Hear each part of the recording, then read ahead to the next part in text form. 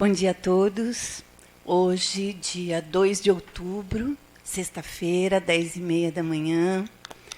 Novo mês, outubro.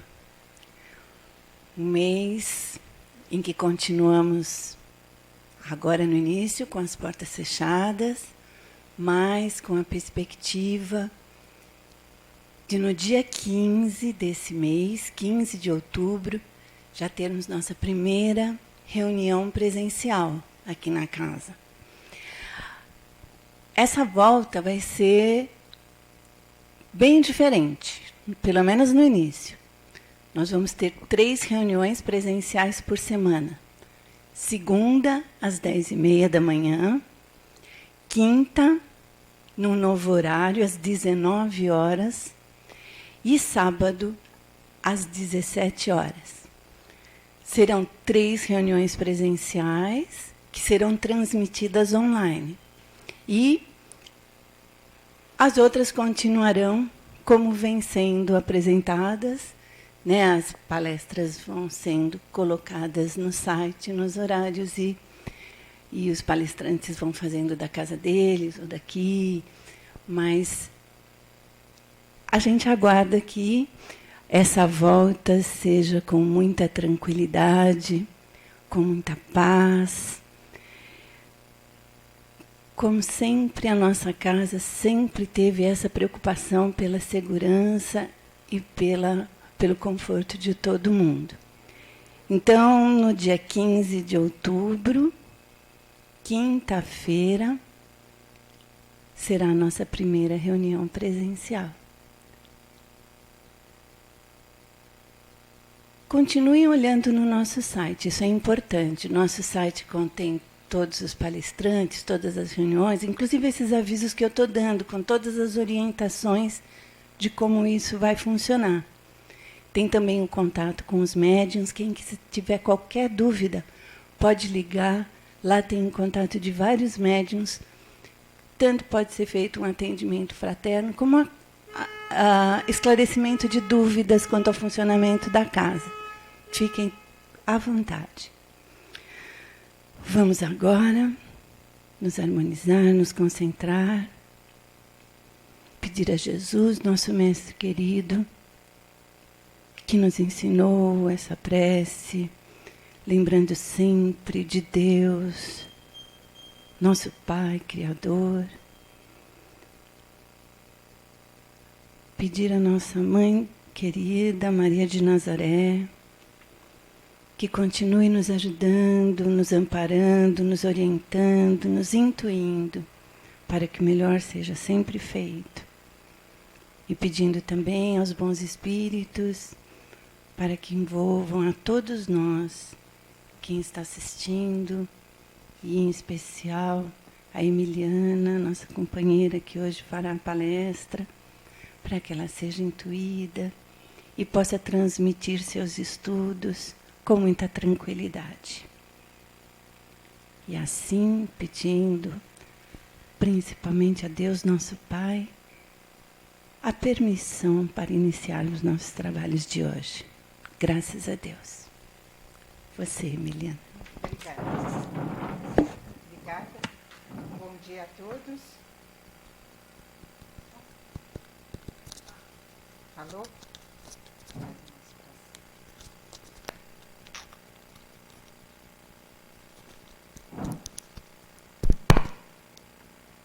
Bom dia a todos. Bom dia a todos, que a paz do Mestre Jesus nos envolva na tarefa de hoje.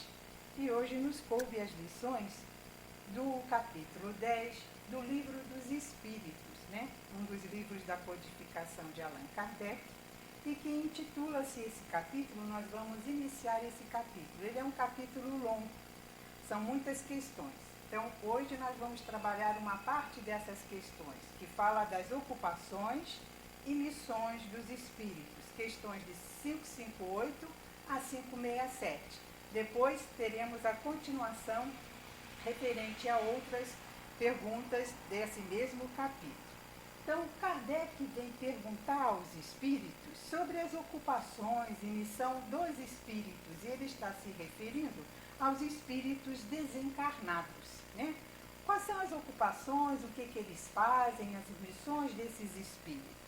E a gente vai ver que existe um intercâmbio, uma lei de solidariedade, uma lei muito amorosa, que dirige a todos nós, não importa se estejamos na erraticidade, não importa se estejamos aqui encarnados, as coisas não são separadas lá e cá.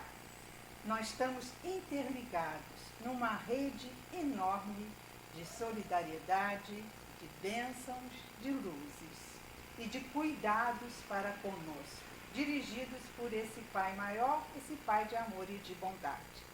Então, Kardec começa perguntando, na questão 558, ele pergunta assim: alguma outra coisa incube aos espíritos fazer que não seja melhorarem-se pessoalmente? E aí ele diz: concorrem para a harmonia do universo, executando as vontades de Deus, cujos ministros eles são. A vida espírita é uma ocupação contínua, mas que nada tem de penosa, como a vida na terra, porque não há fadiga corporal, nem as angústias das necessidades. Então, nessa questão, ele está falando desses ministros de Deus, desses espíritos puros, que não tem mais a resgatar, e que o trabalho deles é motivado com alegria, com prazer de cooperar na obra do Pai, que a tudo comanda. São espíritos de confiança de Deus. Sob o comando de Jesus, eles obedecem ao Mestre, que recebe de Deus e as espraia na terra e em todos os mundos. Então, não há provas, não há mais fadigas, não há mais tristezas, não há mais angústias, porque o amor já transformou os seus espíritos. Eles já estão totalmente incorporados com a lei de amor, com a lei do Pai. Então, são os espíritos que operam no bem, para a felicidade de todos nós. Então, está falando daquela escala mais ali, quando a gente estuda as escalas dos espíritos imperfeitos, perfeitos, chegou lá aos ministros de Deus.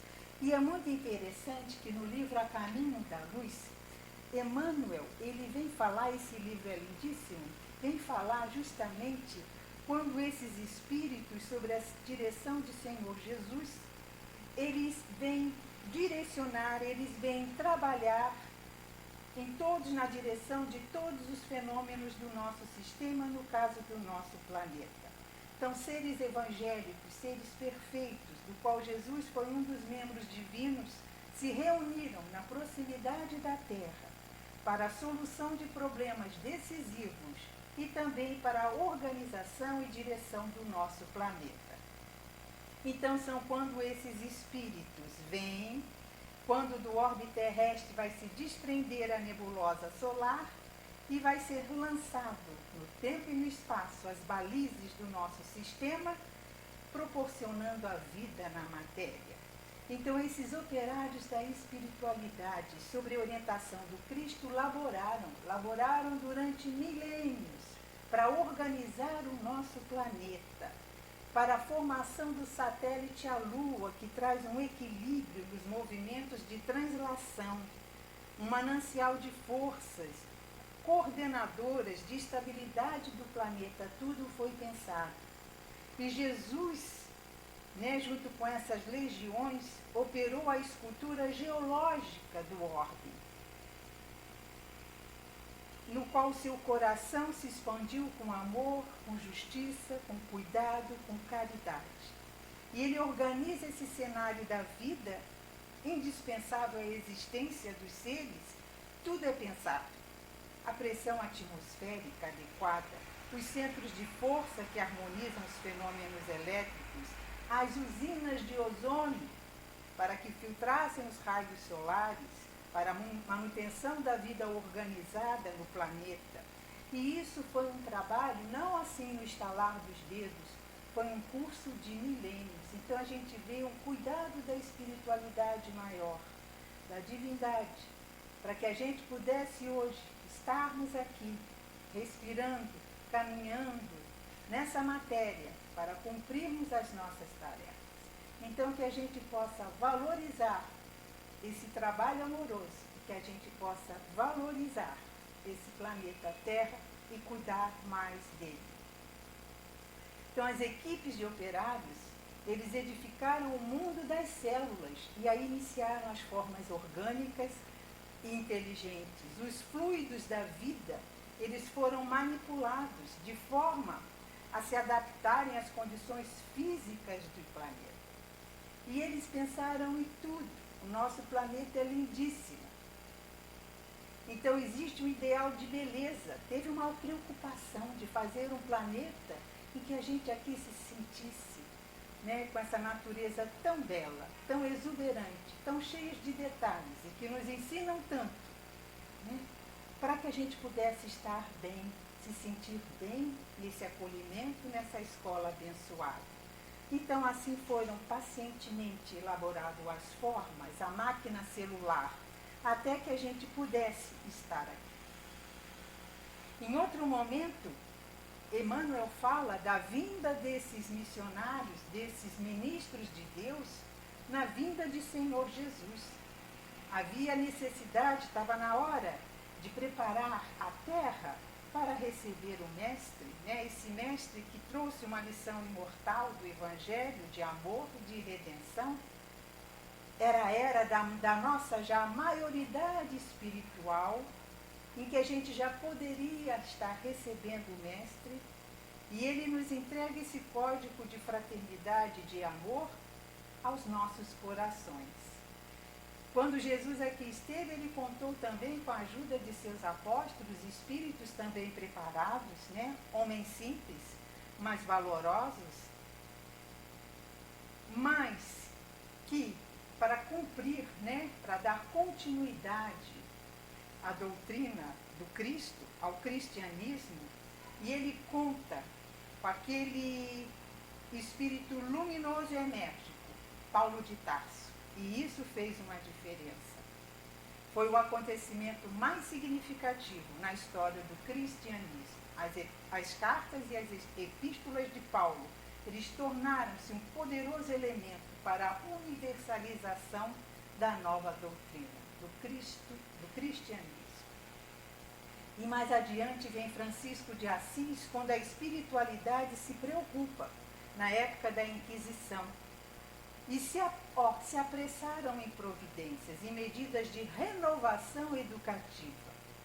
E aí vem mais um apóstolo de Jesus, João Evangelista, um dos maiores apóstolos, agora sobre a figura de Francisco de Assis, numa missão, numa atividade reformista, sem atritos de palavras, mas usando como exemplo a pobreza, a humildade, estar junto com o outro em suas necessidades. Mas a igreja ainda, mesmo assim, não entendeu a lição que lhe dizia a respeito e, mais uma vez, não aceitou as dádivas de Jesus. E vimos que os franciscanos, esses espíritos abnegados, que reconheciam que a melhor oração não era ficar no claustro, rezando longe de todos, mas sim construindo um aperfeiçoamento do mundo e junto aos corações. Então a gente vê quantos missionários e o intercâmbio é lá e cá, nesse intercâmbio amoroso de missões, de ocupações, de tarefas. E na questão 559, Kardec pergunta sobre a utilidade dos espíritos inferiores e imperfeitos. Também desempenham função útil no universo os espíritos inferiores e imperfeitos? E os espíritos respondem: todos têm deveres a cumprir. Para a construção de um edifício, não concorre tanto o último dos serventes de pedreiro como o arquiteto? Então ele fala que todos na escala espírita, na evolução espiritual, têm seus deveres. Mesmo que parece que está inativo, não existe inatividade na casa de Deus. O que a gente pensa ser inerte, estado inerte, é porque não temos olhos para ver esses movimentos na intimidade de cada coisa. Então, quando a gente fala ali do mineral, quando a gente fala daqueles pequenos seres, eles estão ali sem o saberem, onde o princípio inteligente ainda dorme, eles estão ali em atividade, porque nada se perde para Deus. Todos temos obrigações, todos somos colaboradores, temos obrigações para realizar. E compete a todos nós, então, entender o que se deve fazer como uma tarefa útil, onde estivermos, no lar, na vida, na sociedade, no momento atual do planeta. Quem pensa que está destruindo, muitas vezes está construindo, porque somos regidos por leis, mesmo que a gente não perceba. Leis que nos cercam, leis que nos assistem, leis que estão cooperando conosco, na grande realidade da gente buscar o entendimento desse amor, de buscar o que existe melhor dentro de cada um de nós. Então, quer queiramos, quer não percebamos, nós estamos sendo regidos por leis amorosas. Deus é Pai, Deus é misericordioso, e Ele não abandona nenhum de seus filhos. E que o Senhor nos ajuda para que a gente possa sair das sombras. Então, quem se encontra na luz, né, é porque ele já passou pelas trevas. Quem tem mais luz, ele serve de cicerone, daí essa rede de solidariedade que estamos todos unidos, né? E essa lei da solidariedade universal, nesse intercâmbio espiritual, ele vem para quê? Para clarear as nossas consciências, para despertar a fé esclarecida agora em nossos corações. E foi numa época em que, quando a ação de Bonaparte, de Napoleão Bonaparte, foge à finalidade de missionário da reorganização do povo francês, compelindo o mundo espiritual outra vez a tomar enérgicas providências contra o despotismo, contra a vaidade, contra o orgulho. Então aproxima-se os tempos em que Jesus deveria enviar ao mundo o Consolador prometido. E os apelos ardentes são dirigidos ao Divino Mestre, pelos gênios tutelares dos povos terrestres. Então, 2 meses antes de Bonaparte sagrar-se imperador, nasce Allan Kardec.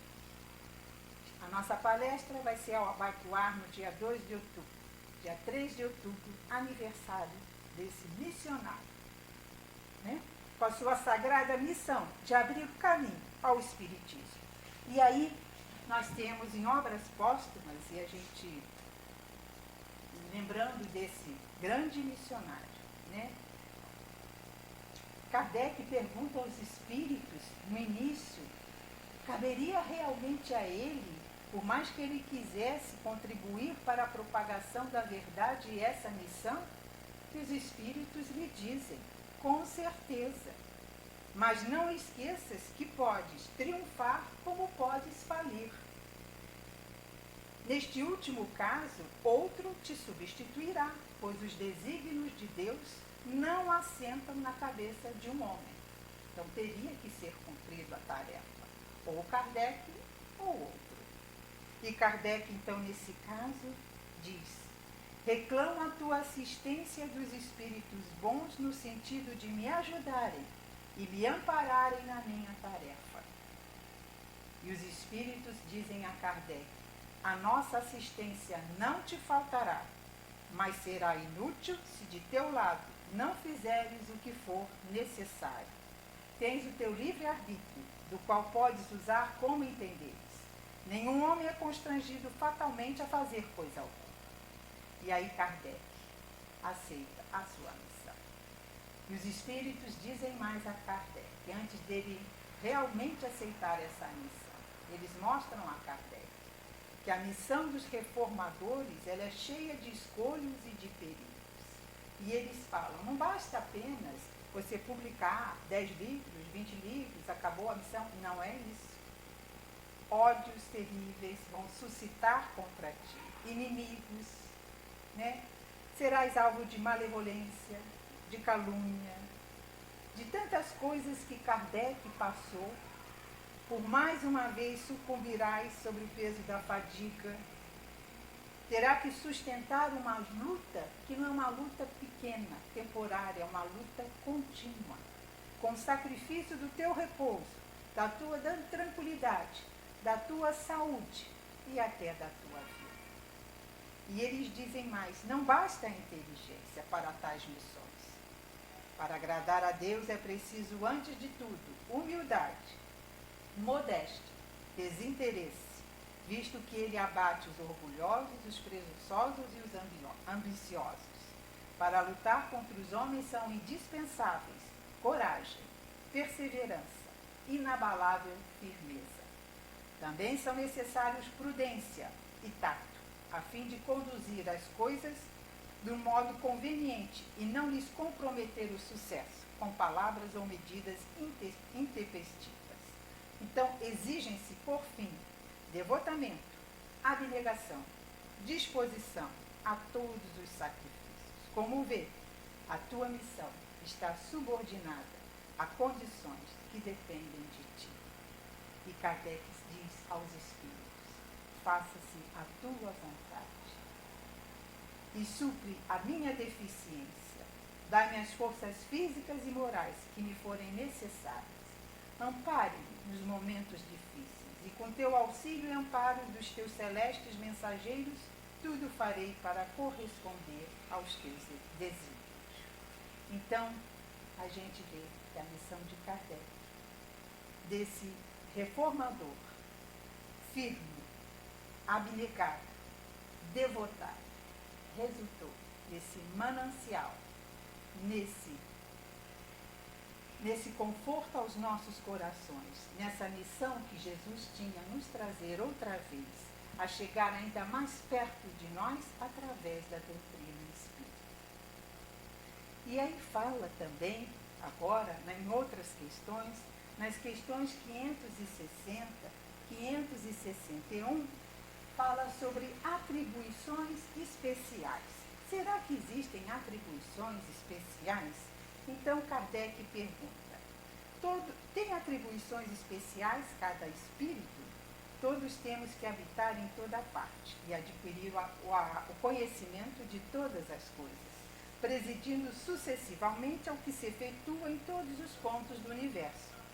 Como diz o Eclesiastes, há tempo para tudo. Assim tal espírito cumpre hoje neste mundo seu destino, tal outro cumprirá ou já cumpriu o seu em época diversa, na terra, na água, no ar.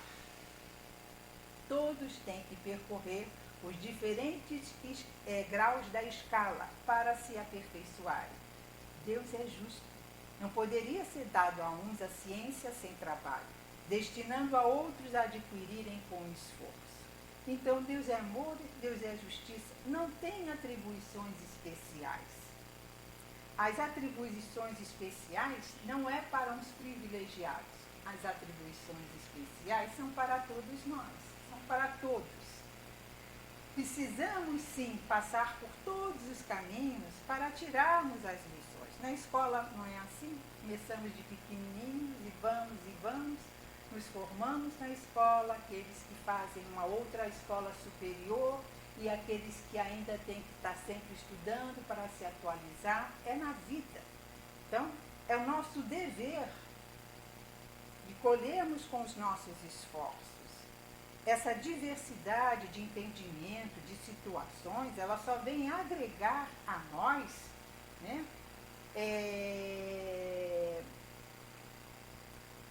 como é que se diz? Valores eternos para as nossas, como espírito. Então, nós vamos ter que sim, voltamos à Terra quantas vezes forem necessários, em lugares diversos, com companheiros diversificados, para aprendermos a amar a todos. Nós fazemos parte de uma grande família universal.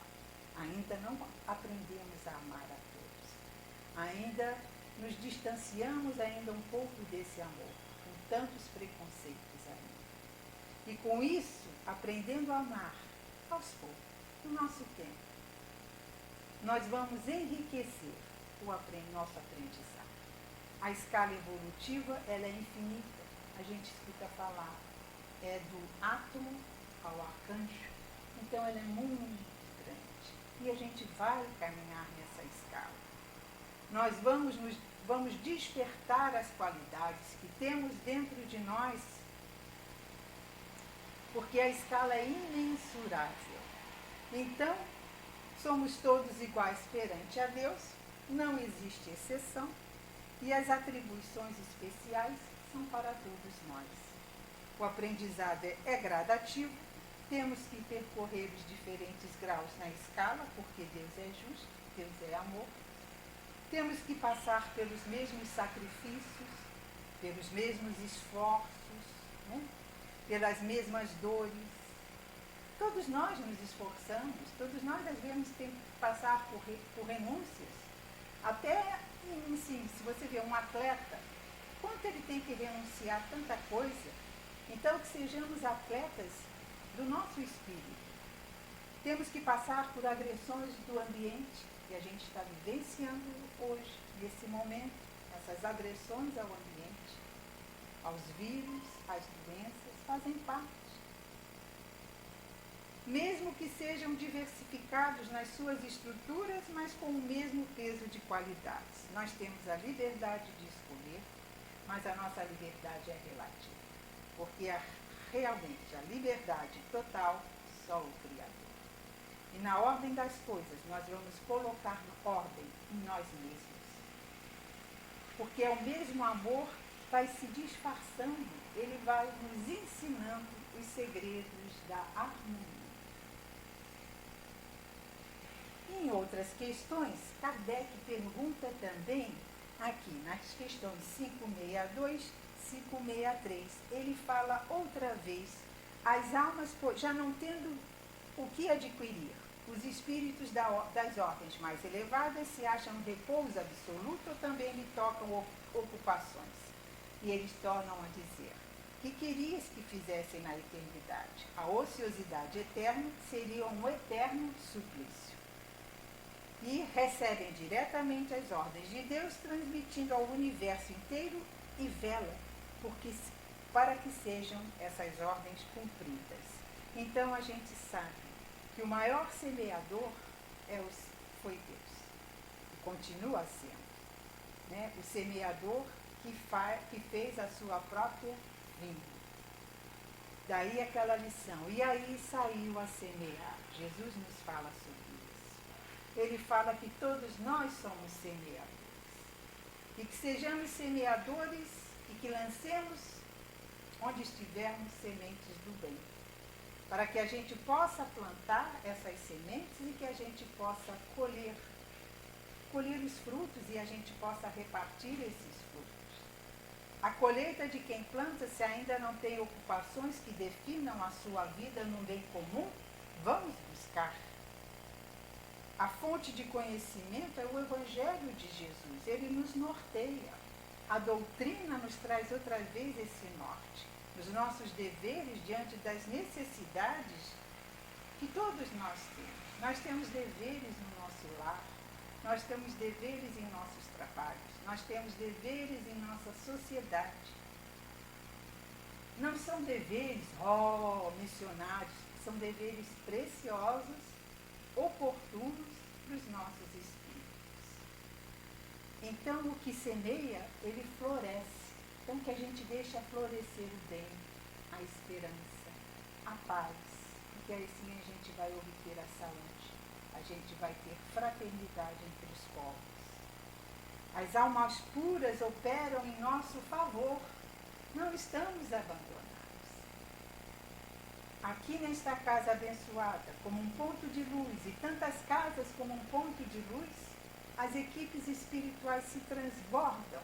Mesmo que não estejamos aqui presencialmente, eles estão cuidando de todos nós, silenciosamente, respeitosamente.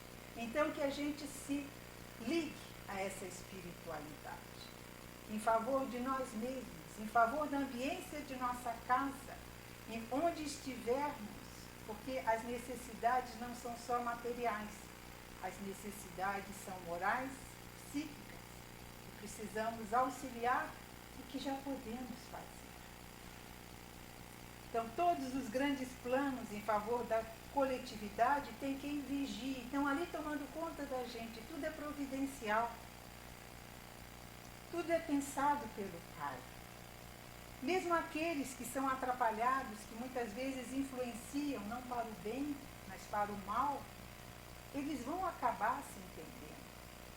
E aqueles abnegados, né, que cumpriram as suas missões, como Francisco de Assis, comemora-se também no dia 3 de outubro, né, junto com Kardec, não é isso? Né?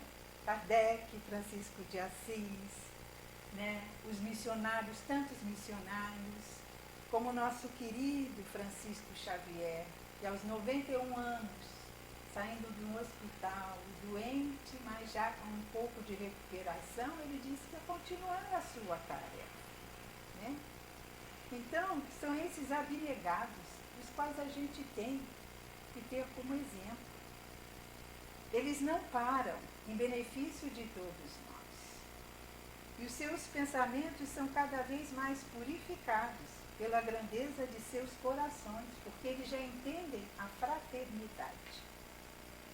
E nós espíritas, cabe a nós também começarmos, né, a entender essas mensagens do Evangelho, a entender com mais propriedade, nas bases do amor, nas bases da própria ciência. A doutrina é a volta de Jesus, é o Consolador prometido. E ela vem anunciar coisas novas para o nosso entendimento. Já temos maturidade para entendermos um pouco mais. Muitas coisas ainda devem vir, vão vir ao seu tempo, para que a gente possa purificar, trabalhar, educar nossos sentimentos ainda. Ainda estamos no tempo de disciplinar, educar sentimentos, deixar os fardos das preocupações terrenas, nos voltarmos para os nossos espíritos, trabalharmos com força, com esforço os nossos espíritos. Essa é uma das nossas tarefas, esse é o nosso dever, de crescermos, de progredirmos. Kardec faz uma outra pergunta aos espíritos. Ele pergunta sobre os espíritos ociosos. Então, na 564, ele pergunta: haverá espíritos que se conservem ociosos, que em coisa alguma útil se ocupam? Os espíritos dizem mas nesse estado é temporário e dependendo do desenvolvimento de suas inteligências. Há certamente, como há homens que só para si mesmo vivem. Pesa-lhes, porém, essa ociosidade, cedo ou tarde. O desejo de progredir lhe faz necessária a atividade e felizes se sentirão por poderem tornar-se úteis. Referimos-nos aos espíritos que hão chegado ao ponto de terem a consciência de si mesmos e do seu livre-arbítrio, porquanto em sua origem todos são quais crianças que acabam de nascer e que obram por instinto, por vontade expressa. Então nós temos que espíritos ociosos, sim. Preguiçosos, que não desejam trabalhar, sim. Mas eles não estão totalmente nessa quietude. A quietude não é total. Os que nada desejam realizar, sem o saberem, eles estão progredindo, embora lentamente, embora sem a sua participação, mas sim pela força do progresso universal, que é a bondade do Criador. Então, quando chega a hora, a bondade vem e situa e faz a ficha desse espírito cair. Mas na hora, vai em frente, vai buscar a tua felicidade. Não estacione, porque sem o saber ele está sendo cuidado, ele está progredindo. Eles dormem, mas a lei é de amor. A lei sustenta a todos. O próprio tempo, ele se encarrega de despertar os que dormem para a realidade cósmica. quantos de nós estamos muitas vezes também parados e de repente a gente, vamos acordar. Então a gente passa a ativar a nossa parte melhor nessa obra. E a gente ativa a nossa vontade. Sem a vontade firme, não adianta nada. Então não existe ociosidade. O que existe é um sono transitório. Mesmo quando estamos dormindo, opera-se em nós o crescimento pela lei, porque a lei é de amor e ela não para. Então, não julguemos os companheiros ociosos, sem tirar deles a oportunidade de despertar para o labor. Que a gente ajude com os nossos recursos, porque todos nós precisamos um dos outros. Estamos interligados. Né? Quem vive nas trevas, quando conhece a luz, não deixa de procurá-la. A alegria é melhor que tristeza. O amor é melhor que o ódio. A paz é melhor do que a guerra. O trabalho é saúde, é um despertar de virtudes, desde que haja feito com honestidade e amor. E essa honestidade é a honestidade de sentimentos. Né? Então, saber trabalhar com Jesus é vida, que alimenta vidas, é tranquilidade para a nossa consciência. E a gente já está quase no nosso finalzinho, né? Tem outras questões que ele fala sobre os espíritos que também estão junto conosco nas artes, né? E a arte é um dom.